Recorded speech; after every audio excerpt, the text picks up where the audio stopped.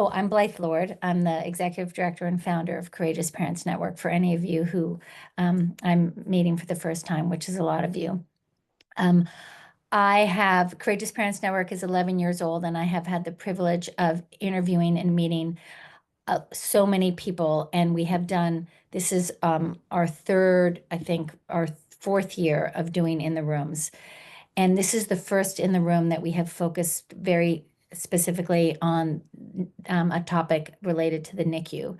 And I will say, of all of the things we have done, this is the topic where I feel least knowledgeable. I have with my journey with my daughter, no NICU experience. So I feel very lucky that we have with us three parents with a lot of experience, and Dr. Monica Lemmon, who has a tremendous amount of experience in her professional capacity, both as a researcher and as a clinician. In introducing this topic, when I was thinking about it, I was thinking that, when your child receives a serious diagnosis, it is extremely isolating.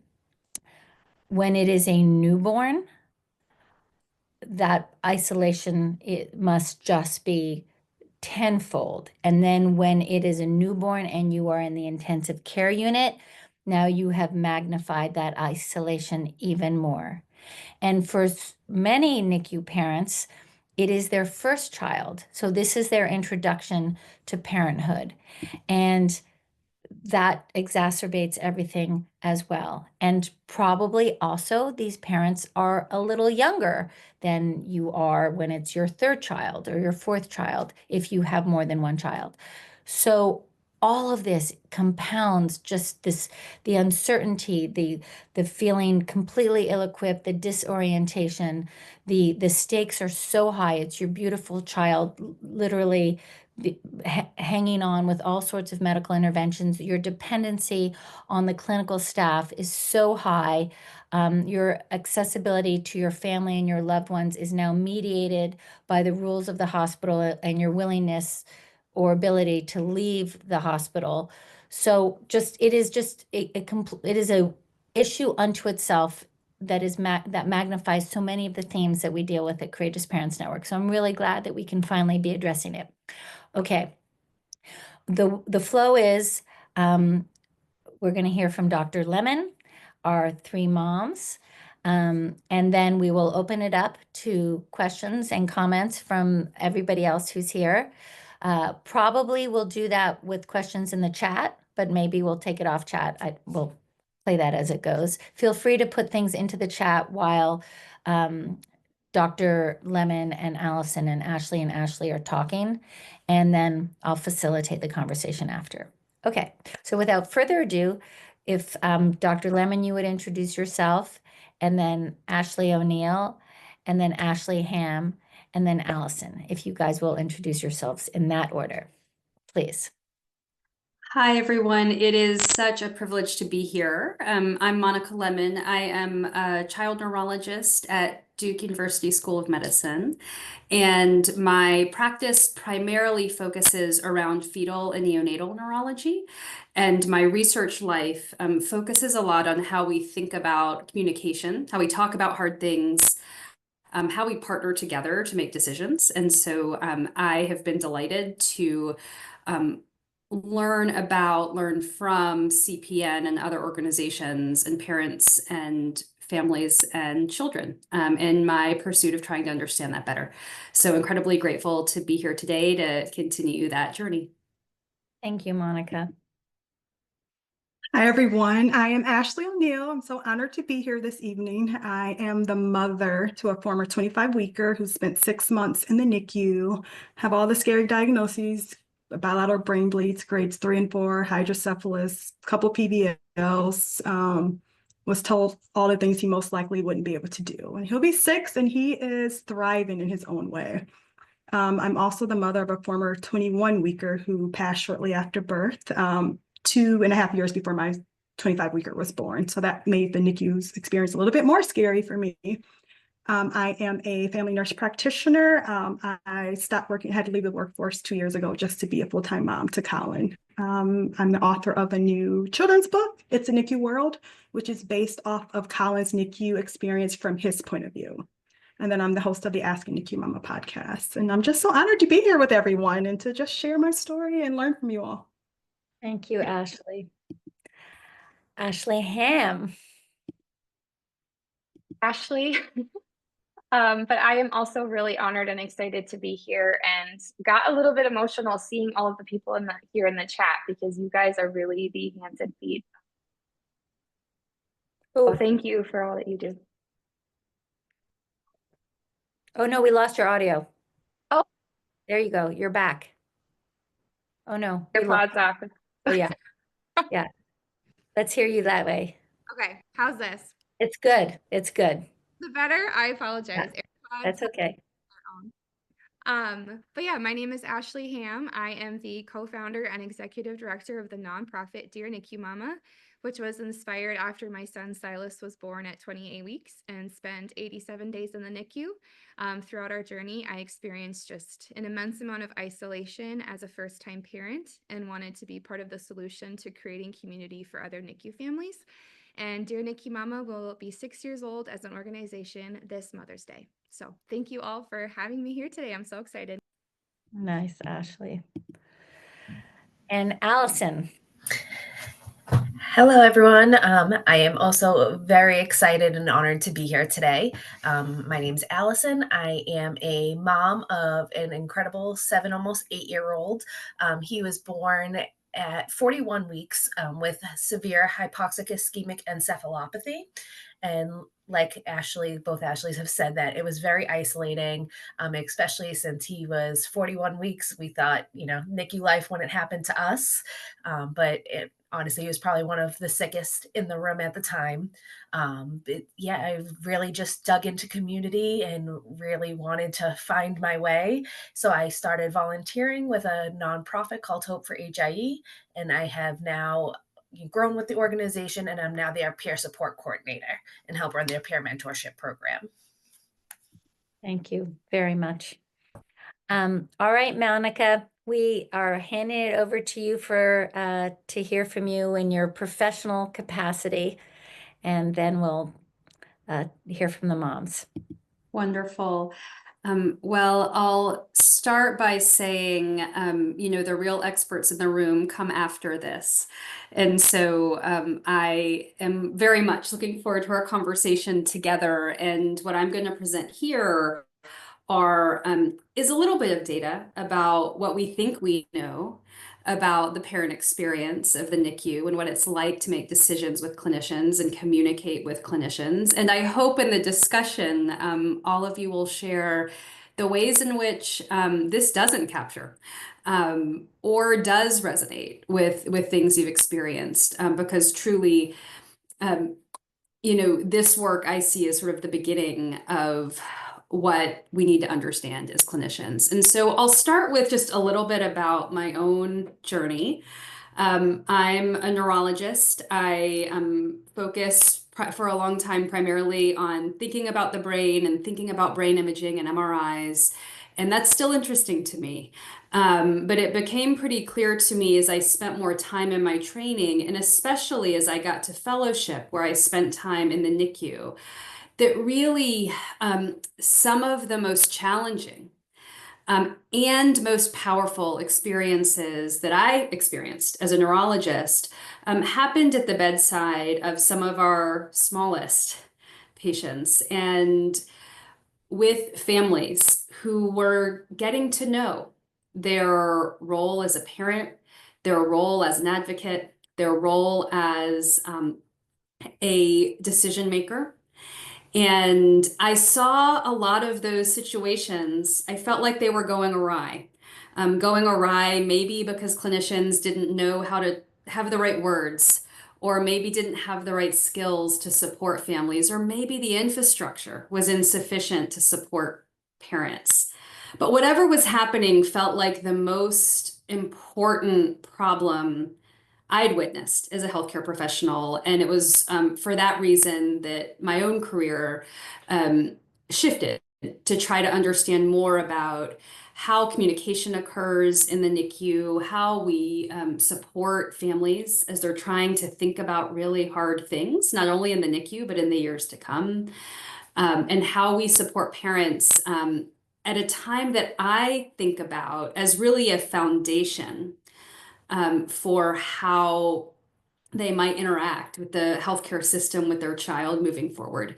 And I see that time as both a really critical one and foundational one, and also one that is at high risk for things not to go so well. And a lot of what I spend time thinking about is how to help clinicians think about how the skills they might need to engage with families in that way. But today I'm going to try to turn that a little bit into a different perspective, which is based on what we've learned, what I hope that can mean for parents and families. So there are a lot of challenges. I'm not going to pretend to be able to name them here in a way that gives them justice. But I'll say that information is really complicated and communication is incredibly fragmented. And certainly in interviews with parents, I'm interested to hear what our wonderful parents in today's panel have to share. It's not just that communication is fragmented between teams who are kind of coming at all different times. They're fragmented between members of a single team, or each Monday when a team changes, or between parents at the bedside, or perhaps one parent who's at the bedside who might feel burdened to share medical information with the rest of their community and the rest of their family. And outcomes are inherently uncertain. And many families have shared in interviews and perspectives with us that not knowing, that wait and see, can be a profound source of distress.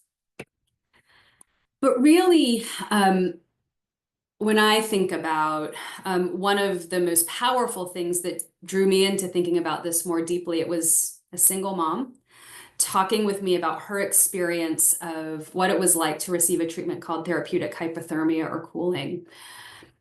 And I asked her, tell me about the birth. Tell me about your child's birth. And she said, it's so much more than having a traumatic birth. It's the death of the dream of imagining yourself giving birth and holding your baby with your husband there. It's this magical moment that you think about forever, whereas it soon becomes a trauma situation. After or amidst that trauma situation, this mom was asked to make a lot of decisions about her own healthcare, decisions about her child's healthcare. She was tasked with understanding and taking in a tremendous amount of medical information amidst what she described as one of the most traumatic, if not the single most traumatic event in the life of their family.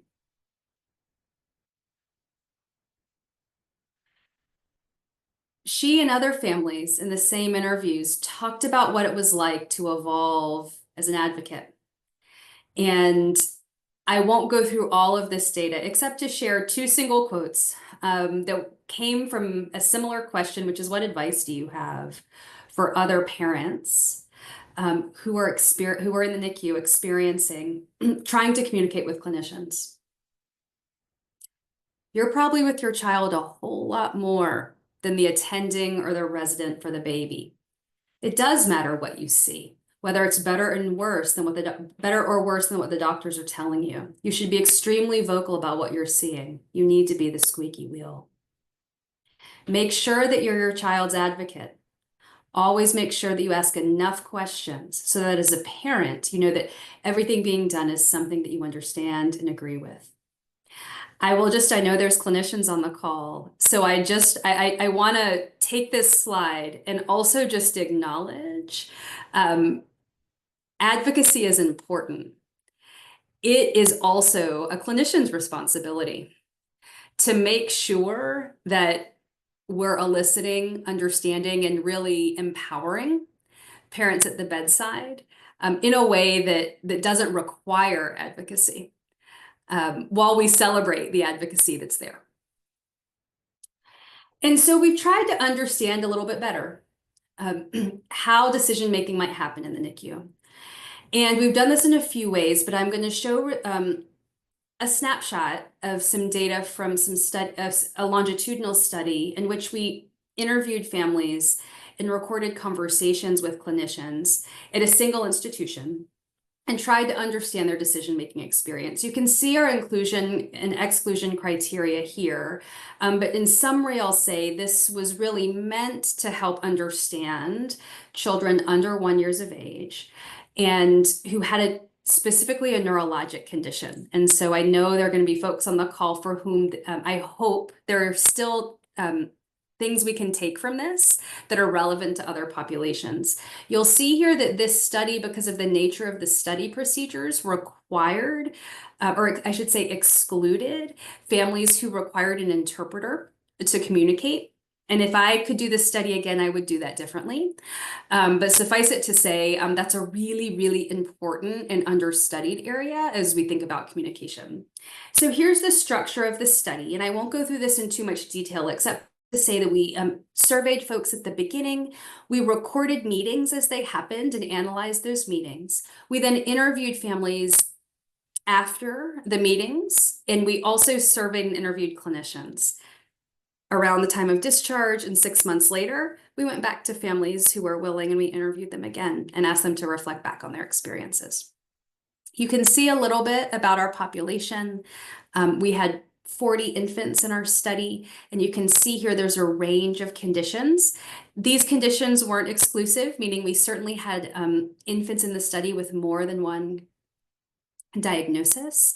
You can see the median length of stay here. I suspect that some parents might resonate with what are sort of wildly different lengths of stay, ranging from 8 days to 344. And you can see a number of infants had various types of equipment or other interventions during their time in the hospital, and 4 died prior to the end of the study. You can see here a little bit about the parents in our study. Every infant had a parent who identified as the mother who enrolled. About half of the cases also had a father enrolled. And you can see a bit about the characteristics of the people who participated. We tried to learn a lot from this study, and we analyzed a lot of meetings, and we found a lot of, I could show you a lot of different data. But what I want to focus on is how we thought about, or how I should say, the parents in interviews and listening to meetings helped us try to think about what was really happening as decisions occurred in the meetings. So first, we always think about that, decisions are supposed to be about medical information, that there's a sharing of medical information. But I want to just emphasize this was actually a tiny part of the important things that were happening as people were coming together to make really hard decisions about things like life and death, major equipment, life at home. So medical information was shared, but really importantly, a lot of that medical information came from parents, either because it was elicited or because parents shared it and shared their perspective on how their child was doing, on their examination, on things that they saw as a challenge or a joy from that day, from that week, from that month. There was then a discussion of values-based information, what was most important to the family, what the meaning of a decision, what a decision might mean for the individual life of that family. For example, what it would look like to have a certain type of intervention in the home. And there was discussion of parent decisional role. But really, this was all integrated within a relationship. And those relationships in those meetings, this looks warm and fuzzy, and often it was, but sometimes there was significant conflict. And it was really hard for decisions to be made until that conflict was directly named and addressed. And that could be conflict that happened at the bedside. It might not even be conflict with the people in the room. So much as I had a conflict about this event. And until it was addressed, it was hard for the conversation to move forward. And so that was a really big part, and I would argue a positive part of relationship building, was kind of addressing conflict and trying to mitigate it. Decisional support meaning sort of direct support of both the decision-making role of a parent and affirmation of how they were thinking about that decision was really important. And then that information was integrated, again, through hopefully a trusting relationship towards a decision. And there were a lot of different places where this went awry.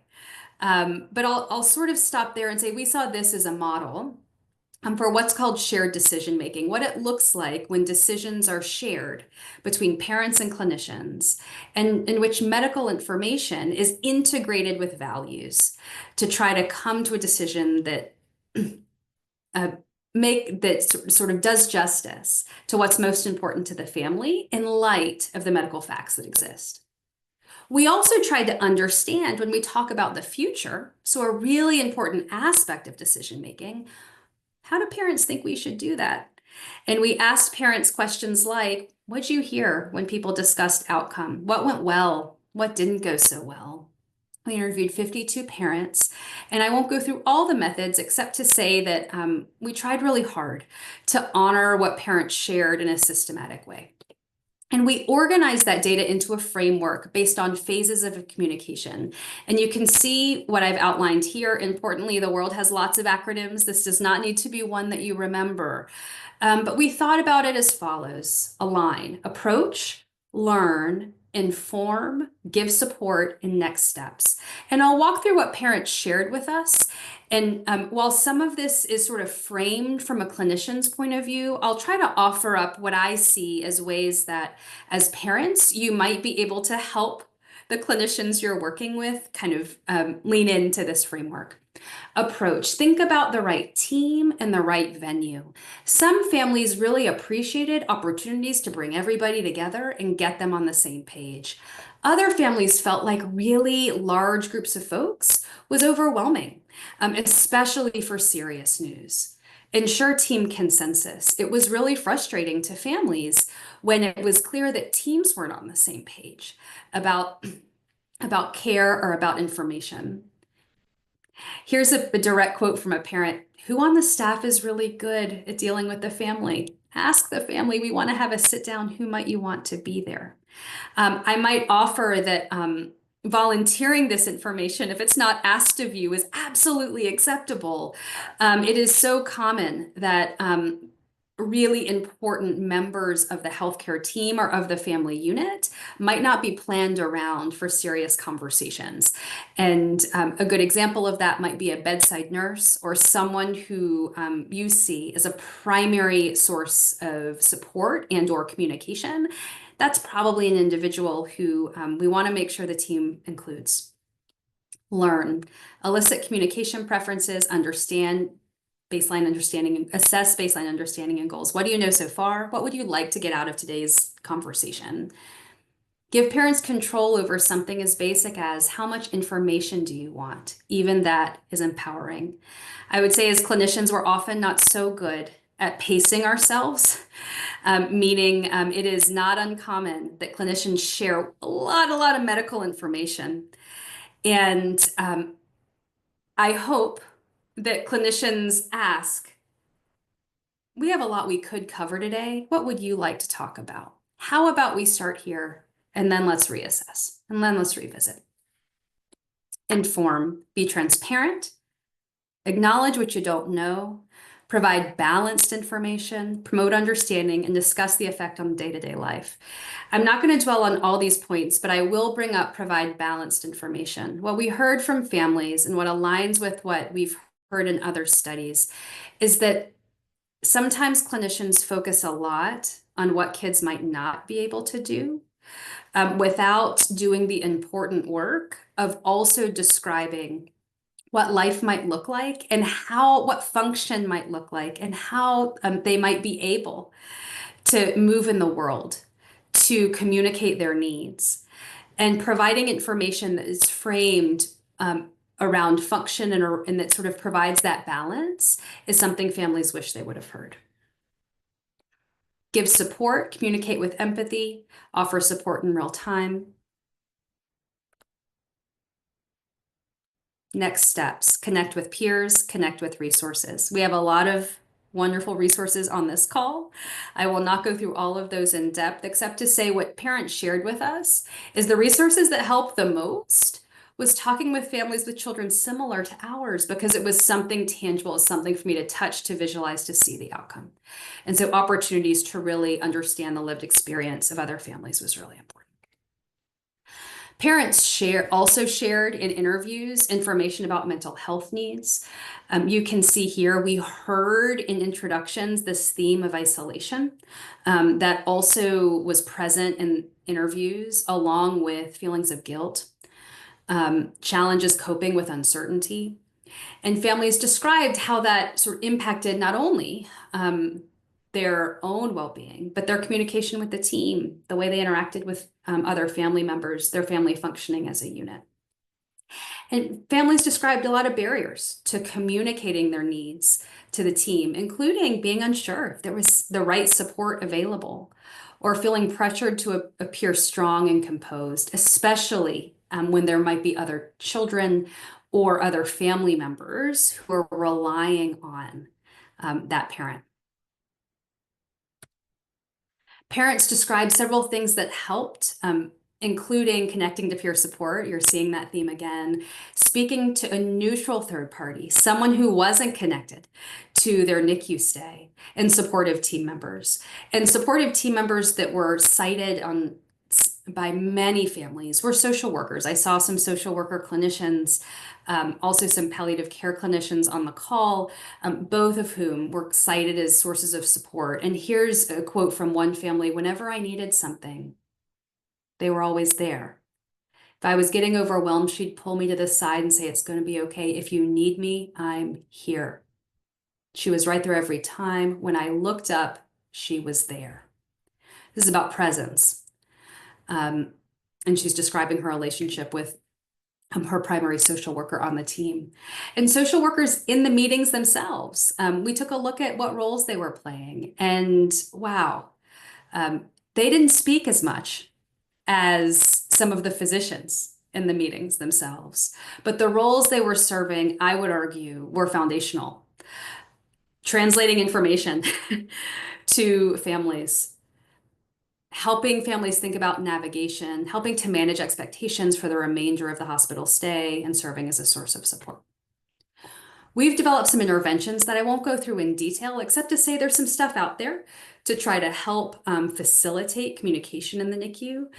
And that includes things like question prompt lists that hopefully help parents think about questions they might want to ask. We made this sort of derived from other families and asking them the question, what do you wish you would have asked when you were in the NICU? We then can communicate that to the healthcare team so that the healthcare team can come prepared to answer questions or get the right folks to the bedside to do so. We've also recently created an intervention called Bridge. And this is about, and I should just go ahead and thank Courageous Parents Network and Hope for HIE who helped us think about the design and implementation of this. But this is a tool that really begins with kind of introducing the idea that there might be decisions to make in the NICU.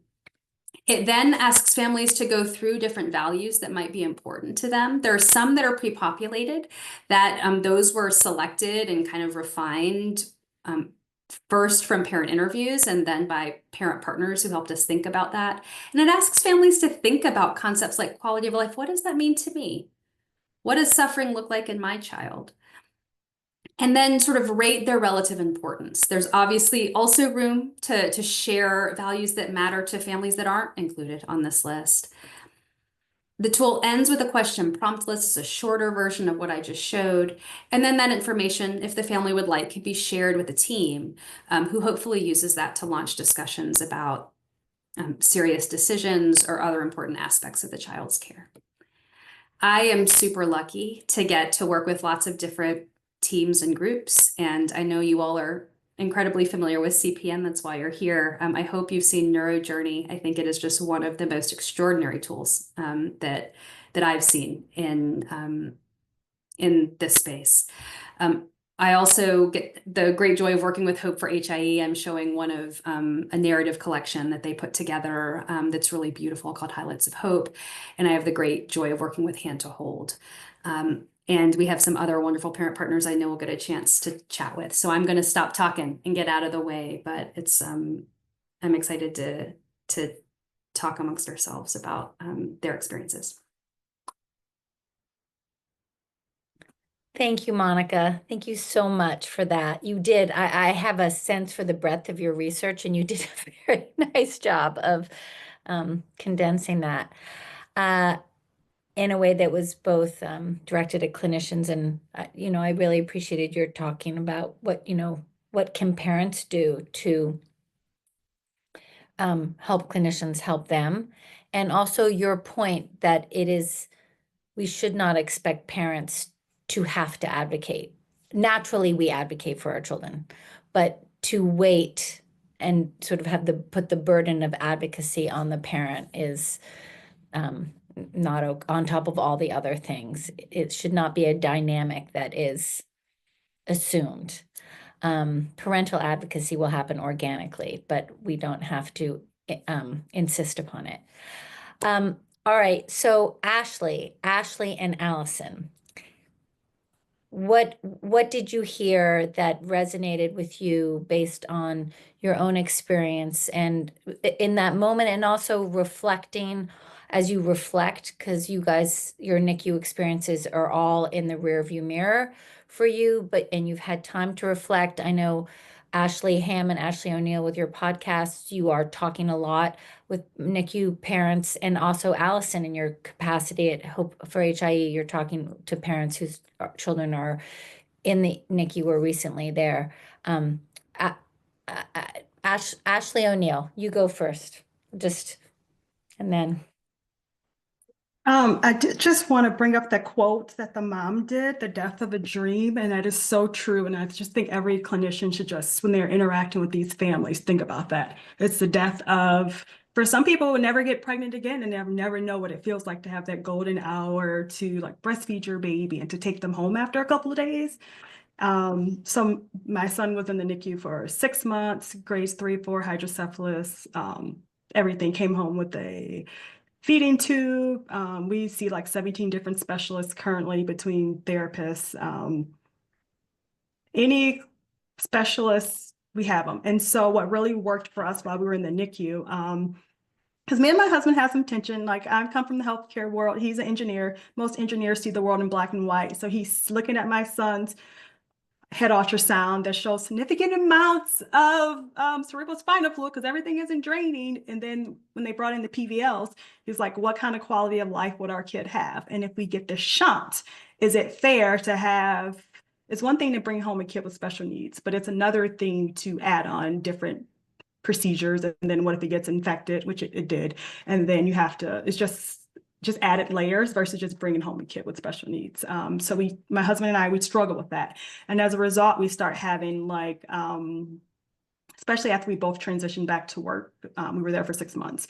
We start having Thursday family meetings with the whole team, and we'll go in the back, it'll be the nurse, the neurologist, somebody from the neurosurgery team, GI, cardiology, like all these things. And so we can just sit there and just kind of go through every system. They just started head to toe. This is what we do. My social worker, I loved. She made sure she was at every meeting. She checked on us while we were just there. And she was there, she checked on us. And then also they had a psychiatrist that went around on Thursday or on Wednesdays and rounded on everybody, checked on everyone, just making sure if they had any questions. And then if you wanted to, you can book like separate appointments with her. One thing I think that they could have done better, every provider, every doctor had like a different philosophy. Some were like, your kid's going to be blah, blah, blah, blah, blah, blah, blah. And then you have the ones that gave so much hope. They pulled like this random case that one kid out of a million was better. And they was like, oh, your kid's going to be fine. The best piece of advice was given to me by the occupational therapist. She was like, Ashley, push aside all of the diagnose or the predictions you've been given about your son. Your job is to love him and give him all the necessary resources, and he will show you what he's capable of. And that has guided me over the last 6 years. Like whenever I get scared or nervous, or I'm just like, all I can do is give him this, and he's going to reach whatever ceiling he's going to reach. So it kind of takes some of the pressure off of me.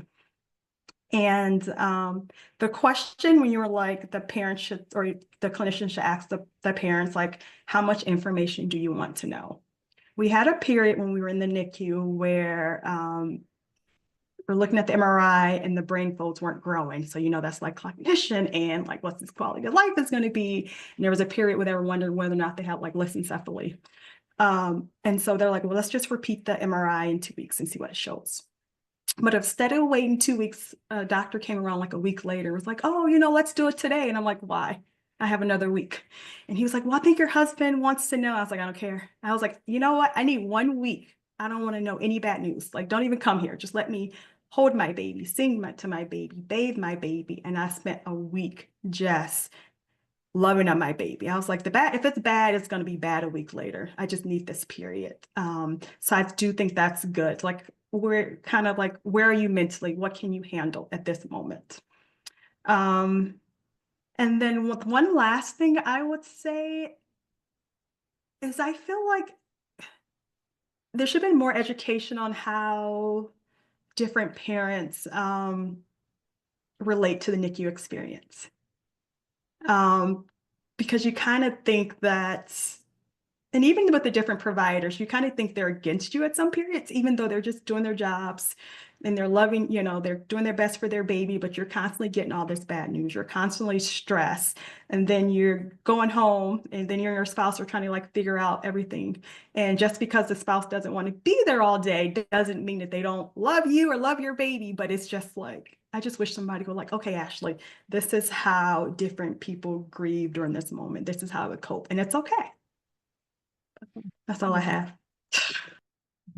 That was beautiful. That was a lot. Take heed, everyone. Ashley Ham. Well, I think Ashley did such an amazing job that I don't feel like I have much more to contribute. That was beautiful, Ashley. Thank you for sharing your heart so beautifully.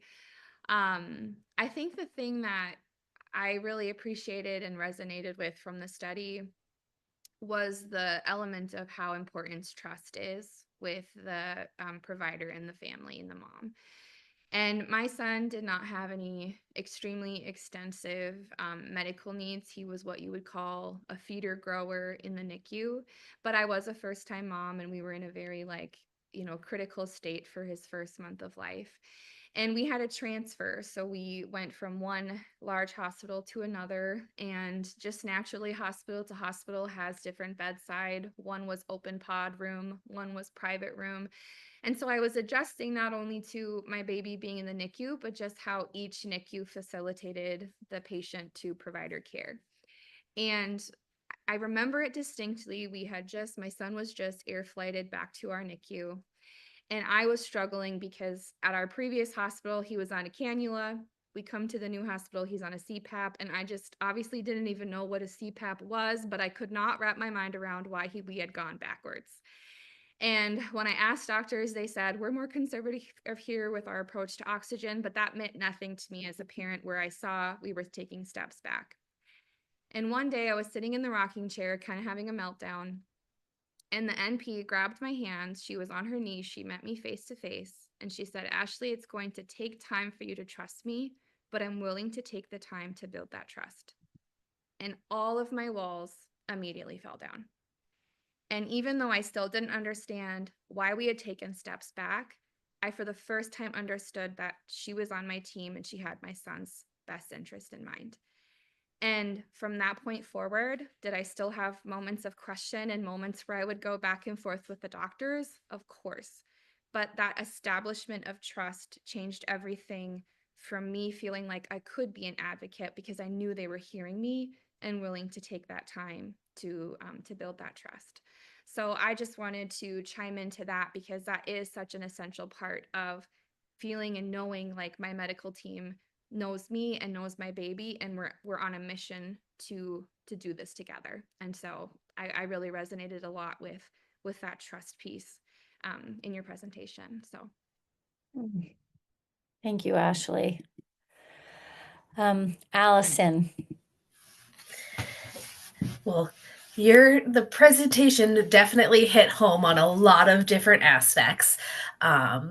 So as I said, my son was a 41 weeker, and was transferred from the hospital he was born at to our major children's hospital at 3 hours old to get hypothermic cooling, which I had no idea was a thing or was a possibility even to happen. I remember my husband calling me and saying, they want to cool his body down to 90 something degrees. And I'm like, wait, what? I don't even understand. And I was like, okay, if that's what they think, you know, but I was able to join him bedside the next day. The local hospital was able to give me a day pass each day to be able to go in and be bedside and be involved in the care. And I'll never forget, he was born on a Tuesday. That Thursday, my plan was to stay at the home hospital for the day because I was going to be getting discharged the next day. And my husband called and said, no, you need to get here. They want to have a meeting. So I knew that it was big, if they were calling me in, I had to be there. So we went in and we met with the whole round of team, the neurologist, neonatologist, you name them. I think there was like 15 people in the room. Our social worker was our key person at that time. I still have it. Took a big yellow notepad and wrote everything down word from word of what was being said. So I would have it because she said, you're not going to remember a single thing that's told to you right now. Don't even try to remember it. Just take it in. I'm going to take all the notes for you. And I can't tell you how helpful that was for us because she was right. I did not remember a single thing that was said because once they brought up the MRI and started talking about, the extent of damage he had and, kind of really what it looked like, I don't remember much past that point. You know, we were told he's going to have great difficulties in all aspects of life. Just kind of how you were saying, Monica, focusing a lot on of what he's not going to do instead of what he potentially can do with what potential, resources he has available to him. And then we had to make some serious decisions, a couple days later because his kidneys weren't working at that point. So we had to make some decisions. We pulled in the palliative care team. They were really helpful about going through about what life would look like for us, what quality of life we want for our child. And at that point, we had said, if his kidneys don't start working in the next few days, we're going to, start with hospice care. Because at that point, we didn't feel a quality of life for him with the severe hypoxic injury on top of dialysis. But he has shown us that he was going to keep trucking along. And 2 days later, his kidneys started working. Kind of how you said, Ashley O'Neill, it's his world. He's directed it. We've kind of just followed along and kind of followed his lead. He really has shown us of what he can do and with what additions and resources. He didn't come home with any extra mechanical interventions, but we, have acquired those along the years. About building trust with the team. We had a really bad experience, unfortunately, with a bedside nurse when he started taking bottles. She, obviously we were excited because he was eating, and she looked at us and said, well, I hope that doesn't change the big picture of things. And, we were maybe 2 weeks into our 30 or 27-day NICU stay. And I was really just shot down at that point. I was so excited that he was taking anything by mouth at that point, and it has stuck with me to this day. I still, have some feelings about it almost 8 years later. And if I have seen her in passing, and the feelings are definitely still there. So, just building that trust and realizing what you say does stick around with these families, even if you're not meaning to. It's, just the way you word things really can have a lasting impact. But, it's given me the advocacy skills that I now need for today, 7 years in. And it's really just helped us build his team and realize, if we're not meshing with someone, let's switch it up. Let's add someone new to the team. And I think it gave me a great foundation for now advocating for him almost 8 years later. Yeah. Allison, that what you just said, that last piece especially, it reminds me of one of the things that popped for me in in one of your papers, Monica, that this is such a defining period and it sets the tone for everything that follows. And for the the three children that you guys have, Ashley and Allison, you are constantly navigating the medical system, advocating for your children, and you have this precedent of what began in the NICU in their first days and months. So that really it isn't just that that's where life begins. That's where your parenting begins. That's where your advocacy begins. That's where your relationship with the system begins. That's where you figure out how you are and how you think and what you need and what helps you and what doesn't. So it is, yeah, such a defining moment. One thing I want to ask each of you, and then we'll go to questions, is with Courageous Parents Network, typically when we're talking with parents of children who are older, and uh, and the palliative care literature often says, parents know their child best, and the parent is representing their child to the clinical team, and it's the job of the clinical team to listen to the parent about how they know their child and what they see is going on, and they're the experts in the medicine, but the parent is experts in the child. But in a NICU, when your baby is a newborn, you're just getting to know your baby. So now so it's like a little bit, as Ashley said, the baby's the boss. So like it just strikes me as especially difficult. I'm just naming, like, no one really knows. Um, so I just am naming that, like, that you aren't yet the expert. You are the one who loves the baby yet, but you can't yet be the expert. You really have to rely on your medical team at that point and throw trust into people you've never met before. Honestly, for us, I think it helped. The team changed right after we got the MRI news. So I think a fresh face that didn't give me the bad news was really helpful, because I was able to kind of put that thought process aside and be like, all right, well, this is someone new. This is someone that wants to help. That's not the person that just gave me this, life altering news. It's so for us, I think that was really helpful. Yeah. Um, Ashley, do you want to say anything else before we go to questions? I see that Gail has the hand up. And one way that I advocated for Colin while he was in the NICU, as I put signs up everywhere, like, hey, do you know that you're looking at a miracle? Or I had a list of Colin's favorite things, like, I like to take pictures, my camera's under my bed. My mom left me stories. Can you read them to me? I love breast milk swabs. And I would rotate them, and he had his picture. And because I wanted them to know that he was loved and he was wanted and he was a person, and it was a person under the equipment. And so a couple years later, we went back to the NICU, and one of the neonatologists, she saw Colin. She was so excited.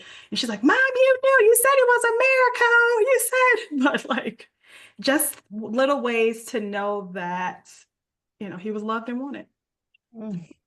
So beautiful. Yeah. Ashley? No, Allison and Ashley are doing such a good job. I feel like I'm just nodding my head like, yep, agree. All right, Gail, are you able to turn the camera on, or your hand is You know up? what? I cannot, only because I'm driving right now. Okay, that's fine. Definitely don't turn your camera on. That's very safe. No, But but I wanted to just say that the three moms that are on here, I just want to say that you guys are very special. And I am a palliative care NICU nurse, and my job is exactly to support your group of population of mommies who, you have the 29, 28, 27-year, squeaker that has a lot of, what we consider, medically delicate or pro prognosis, whatever it may be. And my job is, to introduce myself, and support you guys through the journey. because just like you've said, you know, you have to build trust. And sometimes building that trust in the NICU, especially when you're getting multiple, you know, bad news and bad results, and we have to do this again to the baby, you know, that trust is very difficult to build. It's very hard. Like you were saying earlier, when you see a face, you just cringe because you think, oh gosh, it's bad news again. Or when the phone rings, you're thinking it's bad news. And so what I've learned in supporting these moms is trying to, you know, try to make them comfortable in the NICU, especially when they come to the bedside, you know, a lot and visit the babies a lot. You know, when we introduce the baby for the first time and we do skin to skin, or we introduce the first, you know, breast milk, those things that you guys, mommies, work so hard for. And so from my perspective, being a palliative care nurse in the NICU and for pediatrics, I mean, you know, I've seen a lot of miracles, and then I also seen a lot of, you know, unfortunate, you know, end of life care and end of life support. And so I just want you guys to know that it's you guys, to me, you guys are just the exception to everything. I just love to work with moms who are very involved. And I always encourage my mom and my dads, be an advocate for your baby. You know, speak up when you feel something's not right. And I also say, you know, trust your care team. You're not always going to get along with the bedside nurse. You're not always going to get along with the therapist, the dietitian, just different people that are involved in the care of your child. You're not always going to build that bond. You're not always going to build that trust that you really, really want. But just know that everyone who's taking care of your child is their ultimate goal is to get your baby home, you know, to you. And so it's important, you know, that when you meet somebody like that at the bedside, just trust them. Trust what they're saying. Sometimes not everybody has good, you know, good bedside manners, unfortunately, but that doesn't mean that they don't care for your baby. So I just want to encourage you guys so much. Take care. Thank you, Gail. Thank you You're very welcome. much. Thank you. You're welcome. Sorry, can I say something that's a little bit, I think one thing that I always was really encouraged by with our medical team was before I was a medical mom or a NICU mom, I was just mom. And so anytime that you can affirm a NICU mom in the ways that she's just being a remarkable mother will do more for her than you will ever know. Because before we became NICU moms, before we became medical moms, before we had to become advocates, we were mothers. And so anytime that a NICU nurse or NICU provider took their time to acknowledge the ways like, I see how much you love singing to him. You are such a beautiful mom. Or, oh my goodness, I see the way that you and your partner read him that story. Like, you guys are really great parents. Like, because sometimes you forget that, yes, I'm an advocate. Yes, I'm a NICU mom. Yes, I'm a medical mom, but I'm also a mom. And you're also fighting for some of that normalcy that being a NICU mom takes away from you. Yeah, Ashley, that's so beautifully said. And it's Amy Liebert in the chat sort of texted about how powerful, how important that is to helping support the mental health of the parent. And we have a few more minutes if anyone has a question. Suzanne, yes. I'm a retired neonatologist. I started in neonatology in 1978. And I think the strategy I evolved with based on my significant interest in ethics, in which evolved into sort of palliative care. You know, I'm on the National Hospice and Palliative Care Organization pediatric group. But the idea of trying to establish goals and having an agreed upon between the medical team and the family trial of treatment, so that if everybody says we're concerned, we're going to agree upon a period during which we should have enough information to make a more informed decision about whether to continue treatment or not continue treatment. And I've had a number of cases where we've had to, have another period tagged on. But I think that is one way to address the uncertainty, because I mean, even babies with trisomy 13 and trisomy 18 have a very wide spectrum of how they're going to do. And initially, we have very little information. I mean, we just don't have enough information to make a reasonable decision. So a agreed upon trial of treatment has worked very well for me in those situations. Thank you, Suzanne. I appreciate your use of the word reasonable, because that's all we can sort of strive for on so many, when everyone's bumbling along really in the dark so often. Monica, you've been a beautiful listener. Do you want to say anything in response to what you've heard? I just want to express my gratitude. I think every time I hear from parents about their experiences, I think about something a little bit differently, or I learn something new. And it's not easy, I suspect, to share your experiences in this type of venue. And I'm really grateful to get to be with you all, and incredibly grateful to get to be part of this event. So thank you, Blythe, and thank you all.